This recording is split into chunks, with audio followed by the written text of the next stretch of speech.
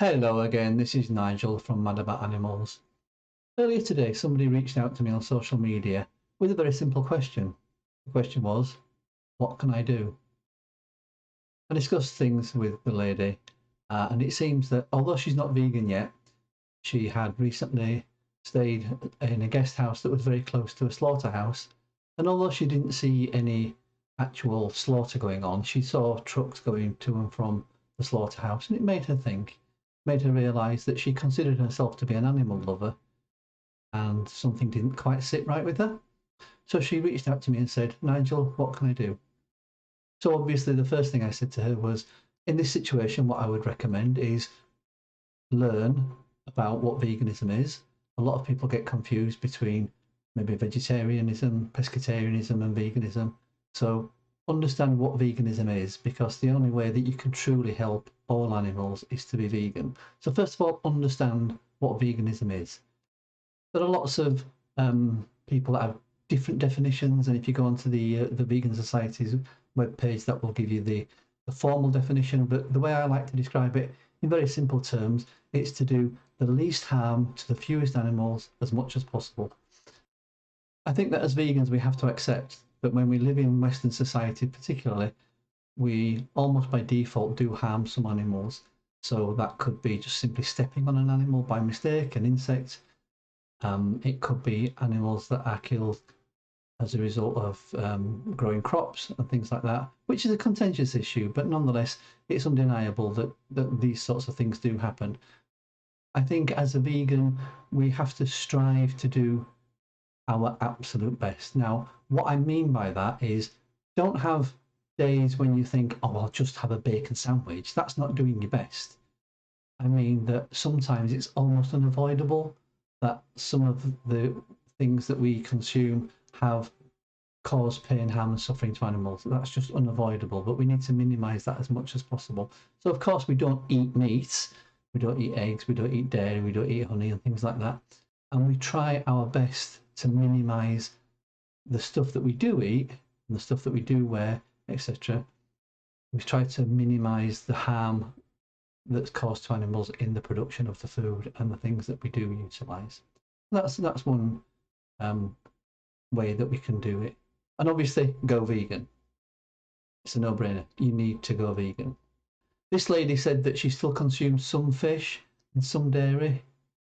Now, while it's brilliant that you only consume a little bit of fish and a little bit of dairy, it's not brilliant for those individual fish. It's not brilliant for those individual mothers who are milked and have their calves stolen from them. So it's just not acceptable. If you really genuinely do care about animals, then you have to cut out all animal exploitation as far as possible. And just having a little bit of dairy, just not acceptable. I'm sorry, just simply isn't. Having the odd fish, just not acceptable. Fish feel pain. So once you've decided that you are going to go vegan, the thing is to actually go vegan and essentially stop purchasing non-vegan items. That's not just food, it's clothing and things like that. Stop betting on horses, for example. Before I went vegan, I used to have the odd flutter on a horse race. I really didn't realise. Well, no, I'm not. Scrub that. I did realise I was just one of those that put it to the back of my mind. I was vegetarian at the time, and I didn't really make the connection like I should have done, to my eternal shame. So things that you might not think about. When people talk about going vegan, they talk about the food aspect more than anything else. But there are so many other things. Again, like I say, betting on horses and things like that. Just stop doing that. Just stop buying into that way of life. Then you need to look at what's around you. Now, lots of people, when they first go vegan, they will have, let's call them legacy items. So you will have leather shoes, leather belts, leather jacket. For example, as well as having leather shoes and leather belts, I had a number of business suits that were wool. So obviously, as a vegan, I'm not going to wear wool in the same way that I'm not going to wear leather. Then there are quite often the bigger things. So look around your house. You might have woolen carpet. You might have a leather chair or something like that. Depending upon your budget, you can't just go out and get rid of your leather chair. You can't just go out and get rid of your wool carpets and that sort of thing. Well, maybe you can if you're financially solvent enough to do that, then fine. But most people, let's be honest, are not. So there's no shame in carrying on walking on that woolen carpet. There's no shame in carrying on sitting on that leather chair. The animals are dead, so getting rid of those items are not going to bring them back, unfortunately. But clearly, don't buy any more. Don't buy a new leather chair. Don't buy a new woolen carpet. Don't buy a new silk tie. Don't buy new leather shoes. When you come to replace those things, buy vegan versions of them. Okay, the next item then is to explain to friends and family members what you have decided to do and ideally why. You know, just tell them your experience, tell them your thought process, tell them why you've decided to make this change in your life. You will get some that see it but don't agree with it. You'll get some that think you're mad, think that it's just a phase, and you will honestly get some that just think that you're so bizarre, and you might even lose family members. You know, not lose them, but you might estrange them, and you might lose friends because of it. Sadly, it's just a fact of going vegan. People often don't like to see the hypocrisy in their choices, and by you going vegan, that often highlights their hypocrisy, their cognitive dissonance. They haven't made that connection that you have made, and that makes them feel uncomfortable, and they project that onto you. It's not you, it's their own guilt, but it comes across to them as you being the person that's causing them that pain, which is a bit bizarre, but that's just the way it is. So be ready for that. Another thing you can then do is to start to share on social media. So share why you're vegan, make friends with vegans on social media, share their experiences, share things that point out animal exploitation. Again, this may very well lose you some friends, it may very well lose you some family members, but in my view, very few of us were born vegan, and we owe a lot to the animals.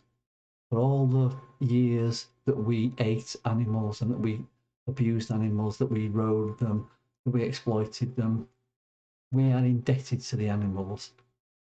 And the least we can do is to share their plight. If that causes us to lose friends, then that's just how it's going to have to be. That's how I view it. You may think otherwise, but that would be my reconciliation for that. That would be my rationalization for that. I'm indebted to those animals who I ate. I'm indebted to those animals who I exploited for all those years that I was not vegan. I can never get that back. I can't go back in time. I can move forward, and I can make certain that, first of all, I don't harm any more animals going forward, but also that I try to spread the word to as many people who are not already vegan as possible. So share, share, share, share again on social media. As you become more confident, you may then also like to become an activist. There are lots and lots of ways of doing activism. There are vigils, there's street activism, handing out leaflets, going on protests and that sort of thing. Again, on social media, there are a lot of groups. Just look for groups in your area, and they're bound to be a group in your area that does street activism, that organises leaflets, that does marches.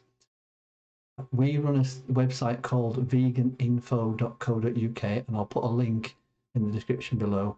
That has links to various organisations, mostly UK based, but we are hoping to expand it. But it's at least a kicking off point.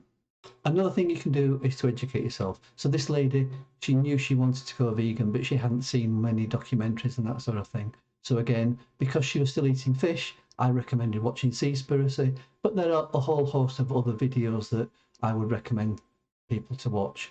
So educate yourself on those aspects, particularly those aspects where you're maybe struggling. So again, because she was still consuming some dairy, I recommended Dairy is Scary. That's one of the best videos I've seen that really highlights what happens in the dairy industry. And if you're thinking, well, I'll just have a bit of cheese, I'll just have the odd ice cream or whatever, then Dairy is Scary is really the video for you. So there are lots of videos out there.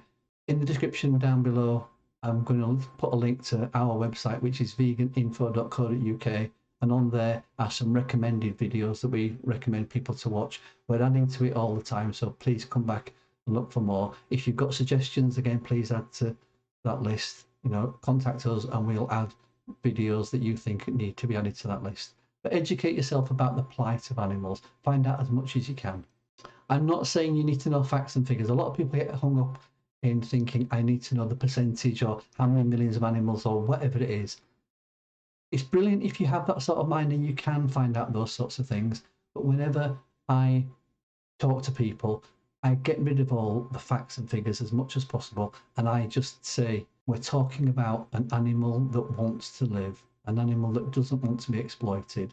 Doesn't matter about anything else. We do not need to kill animals. We do not need to exploit animals to live. There is nothing that we get from an animal that we cannot get from other means. So when you put it in those sorts of terms, you don't need to know how many million animals are killed or how many million calves are slaughtered in the UK or how many billion male chicks are ground up alive. If you do know those figures, fine, but you do not need to know that. You just need to understand the basic concept that we do not need to harm animals to exist. It's as simple as that. So the fundamental thing you also need to remember is, what can I do? You can only change yourself. You can't change me, you can't change your partner, you can't change your friends, you can't change your family members. You can educate them, you can tell them why you have changed, but that's as far as you can go. You might get frustrated that family members don't see the light as you've seen it. You might get frustrated with friends. Now that you can see what's going on, you become exasperated as to why they can't see what is so obvious to you. But you need to remember that maybe yesterday or a week ago or a year ago, you were in their shoes. You couldn't see what they can't see. So that will be a bit of a learning curve for you. But just try and educate as much as possible.